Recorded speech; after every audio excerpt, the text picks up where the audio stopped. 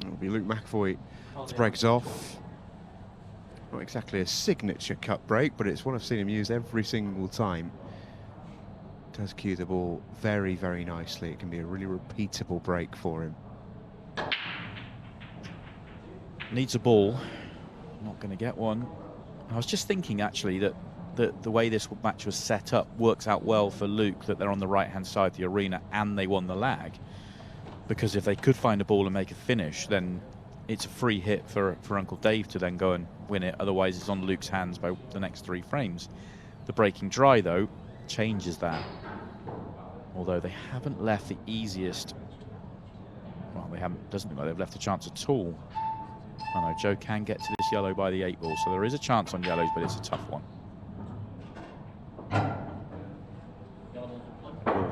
Now just be pulling back. So it'll be a safety battle here in the opening Scotch frame.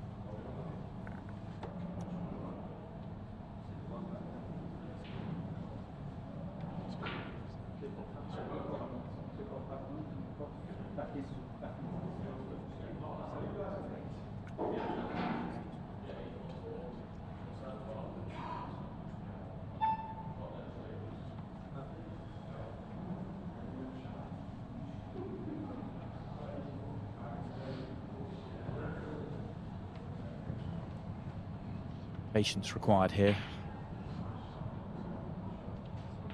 Whichever team goes for it first has to get it, otherwise they're likely to make this a lot easier for their opponents.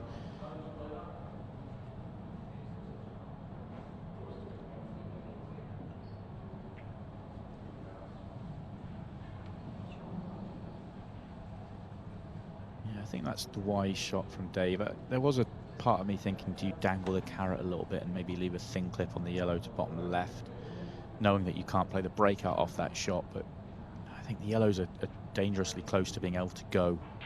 The yellow, the cluster of 3, the higher one goes to bottom right, and that opens up the other one you'd expect with a little flick. So I think there's a chance on yellows. That's why Joe's taking this on. Not going to land though. Luke and Dave need to be clever here because they're slightly behind in this tactical exchange right now. That can turn quickly.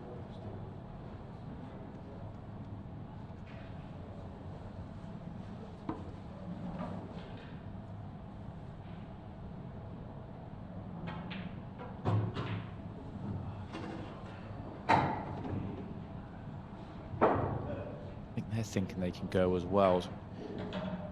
The 2 reds together, I think both of them, if ideally the higher one goes, get across now near the left centre, somewhere there, and now you can open up the one in the cluster of the yellows. The only problem is, when you play this shot, the red isn't likely to move too far. Maybe the higher one doesn't go because Luke's playing this one instead.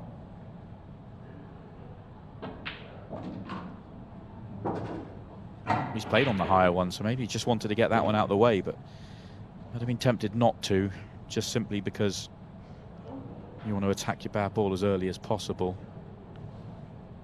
The idea is right. If this goes perfectly, might have wanted that ball if it doesn't.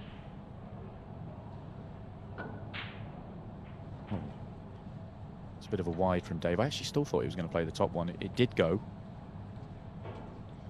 Bottom one was easier to get the cannon, but the tougher pot looked like they were both going to get the cannon. Have they got away with it? Those 2 yellows go.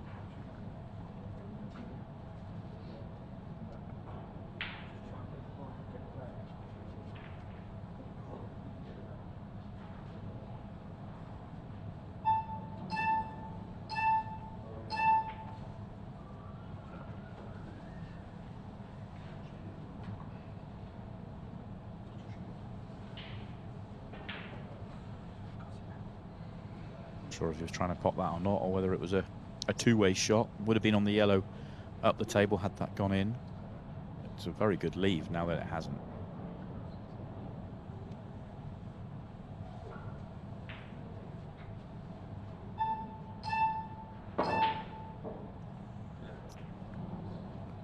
Very nearly made the kick shot. Back to the table. comes the Fresh Prince. Quarter of a match gone as well. This is a clock killer.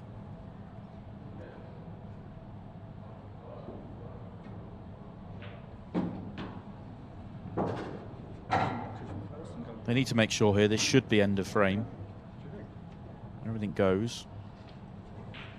I think there's a slight disagreement on the plans here.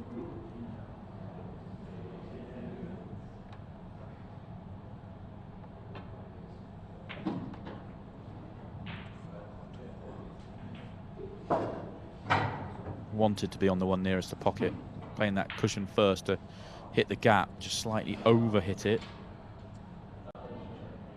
It's the one nearest the pocket. Yeah, you can see Joe's still thinking about it. That's the awkward ball now.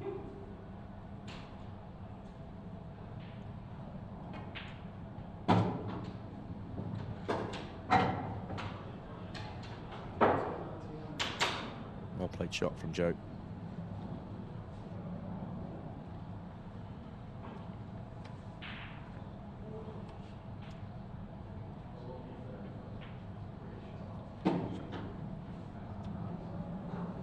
Could tell straight away Michael's worried about running behind that 8-ball, but pulls up just in the nick of time. Even if it was an extra roll, it would have just flicked the 8-ball rather than slide behind it.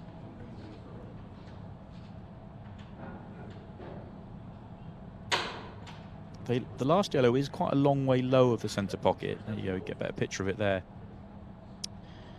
Unless you get right behind it, you know, it isn't going to be an absolute sitter. Got the angle to get right behind it. Another 2 rolls. You didn't want to be straight, but a roll short of straight was perfect. It's about 3 rolls short.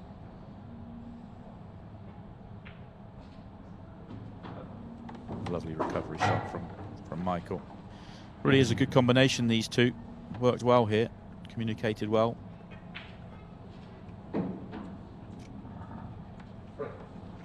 Well, it's a very, very good partnership.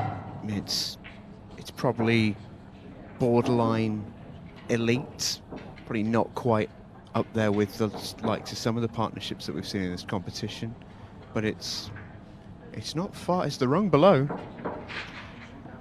You'd say that simply on paper because Michael's currently not an Ultimate Pool pro, but I think those in the game know that he certainly wouldn't be out of place if he was. You know, he's very much could compete with the Ultimate Pool Pro. Certainly, you know, if we're talking rankings, the sort of lower middle end of it, you know, how much time you'd want to put back into the game to get near the top would be on him. But former England international. Yeah, he's not out of his depth in the pro rank by any stretch of the imagination.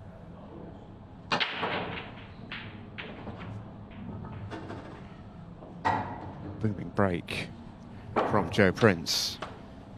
You can all but mark this one up with this layout. I don't like saying that too often, but it's just come out like an absolute dream. It's got to be careful and not take it for granted, but you'd be very happy with this layout every single time. On whichever colour set you want, by the way. You can go reds or yellows and not really be too stressed on it. He's going reds, which is a set I think I'd have gone for. The only one I'd be likely to want to land on early enough is the one he's actually finished next to, the one just to the right of the cue ball now. Don't think it goes right centre. I was wondering if it went bottom right and you could have just played on it, but the red nearest the bottom right corner might have been in the way. Pretty confident it goes bottom left, and a little flick on the yellow helps that. That's a careless one though. That red goes top right. The one I was talking about. Did not want to move the one nearest the pocket.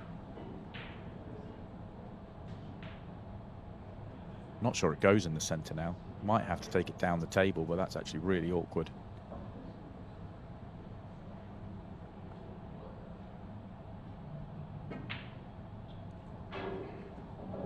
That was a very Joe Prince-like visit to the table. I really thought he'd make light work of that. I thought that was going to be such a good layout for him because there was very little work in it. He managed to create his own, and I missed a very bad ball. Yeah, didn't he just?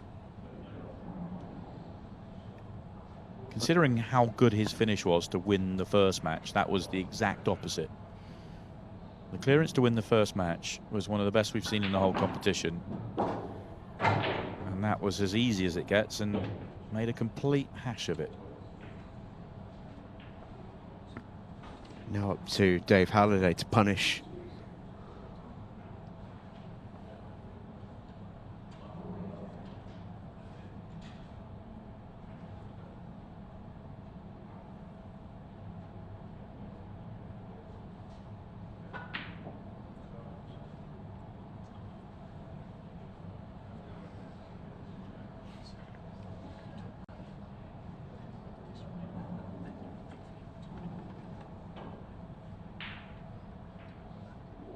Just threw that straight into the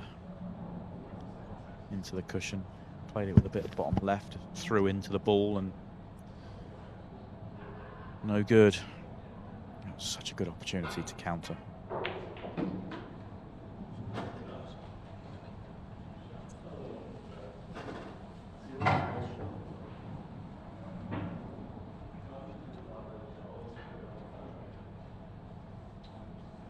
This angle isn't ideal. I don't think he can get top side of the red nearest the centre pocket, so if it doesn't go in the left centre, might have an issue here.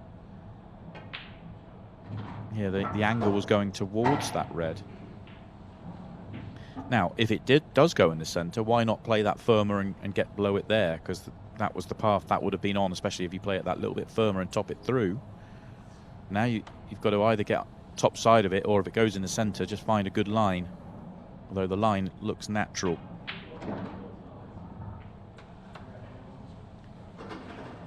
Yeah, if this goes in the centre that comfortably, then he made the right choice. Yeah, definitely made the right choice. It went in so easy.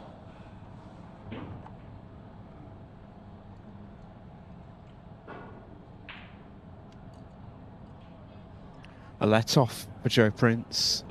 And a real chance wasted for Halliday and McEvoy.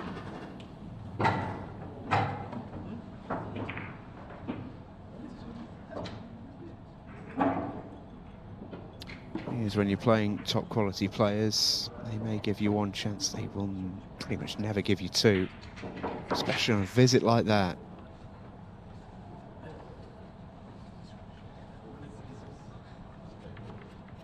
Yeah, and it's big as well in the context of this match. You know, if he finds the counter clearance error, makes it 1-1, he hands the table over to Luke McEvoy, the strength of their partnership, who will play the next two Scotch frames, next two individual frames with the break and then the Scotch frame in between. You're setting the partnership up. Now you're asking an awful lot of Luke to deliver a break clearance. Then they're going to have to find a chance on the Scotch frame, and then he probably needs to deliver another break clearance. The match is a long way from being over, but it's all on Luke's back right now.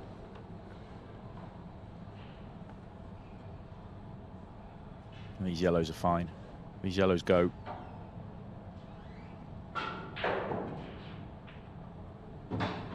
First glance at the connections are pretty easy as well.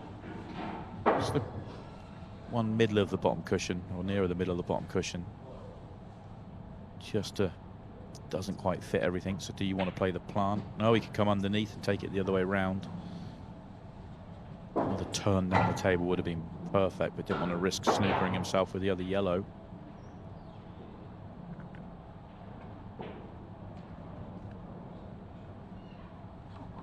Well, yeah, and he indicated he thought that might be turning out a fraction, but to me, if he goes an extra roll down the table with the first shot, then he's straighter in on that.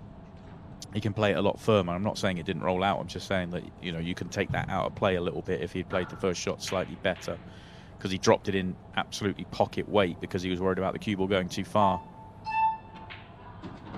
He still got the set here, though. These reds are horrible. Looks like Michael's going to just go all out aggressive here. Big double and try and deal with the other two reds in one shot.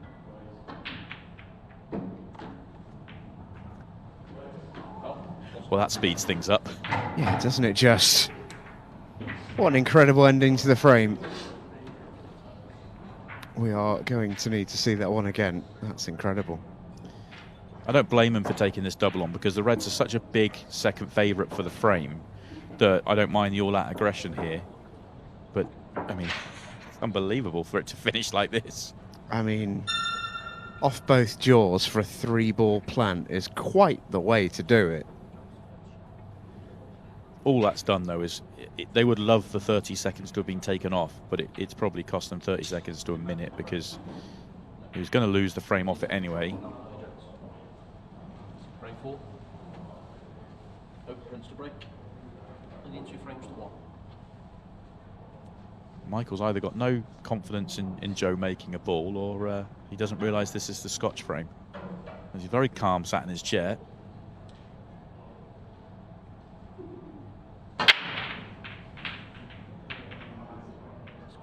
And he was right. Joe doesn't make a ball.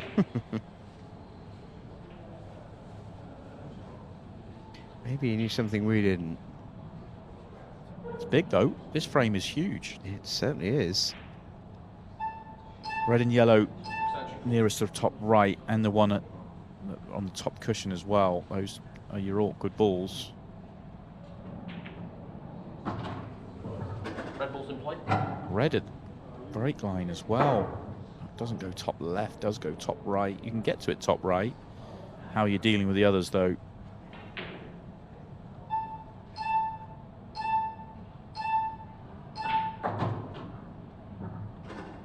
Certainly played the break out there. Yeah, definitely.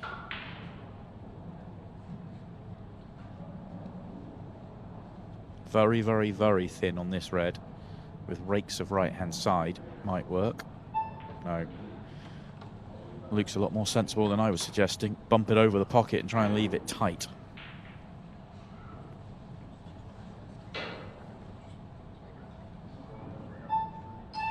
Extension called. They've got to be careful here, because that red is a good breaker ball now that it's a bit more off the cushion. So if they leave it on, they might have done, but you can't get to the bottom of the cue ball to play the break out. Left this red down the table, though. I think they've got to go in the match time left on the match clock. Lovely shot from Dave. Still work.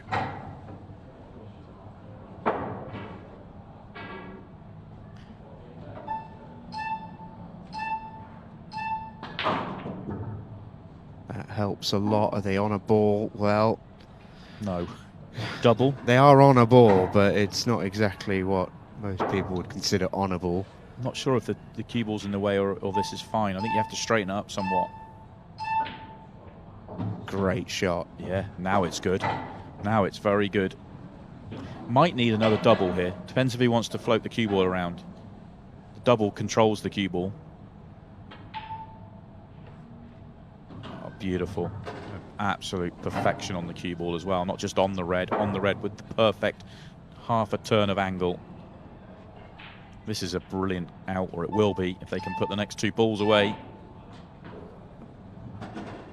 Fantastic.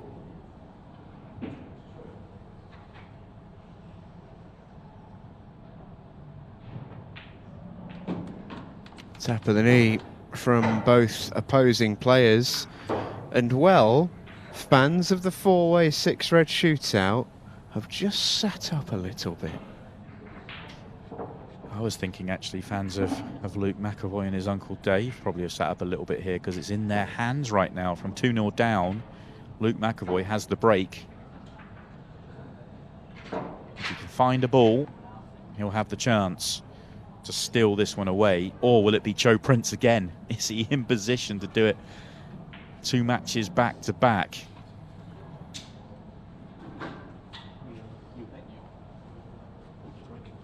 Joe didn't even realise it was him to play. Yes, Joe, it is you. You're player 1 on that side of the arena. All eyes on the 8-ball as well. Luke's been getting it in motion nicely tonight.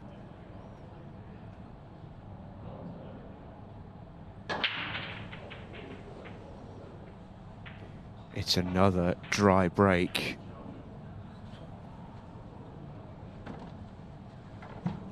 The leave isn't bad. This is a better chance than the one that Joe took out in the first Just thinking match. As long as he's got a starter on yellows. I thought he might have a straight starter down the table. He's got the one up the table. Problem with it is the cue ball. Gets the cue ball, lovely. This is on for Joe. And obviously we all know he's got previous because he's just done it.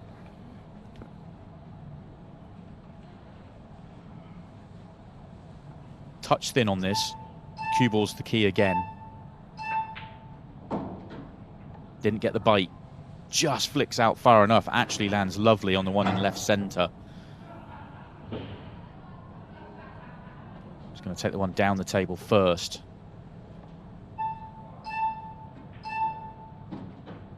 Oh, did not want that flick. Just about clinging on to this visit. If he slides by it, it's lovely, but he didn't.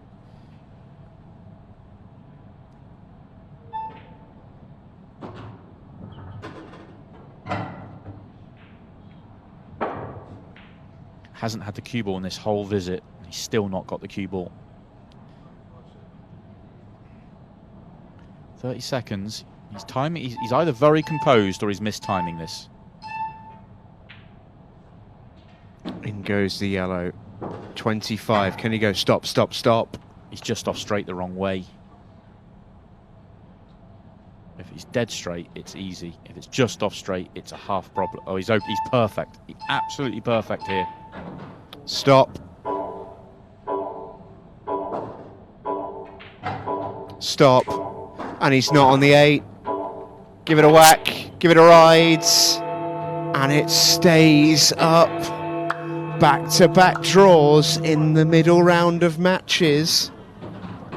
The 4-way 6 red is alive in the Pairs Cup. All of a sudden, Phil Harrison and Cam Tolley and the Irish stay in the night. Everyone is in the hunt.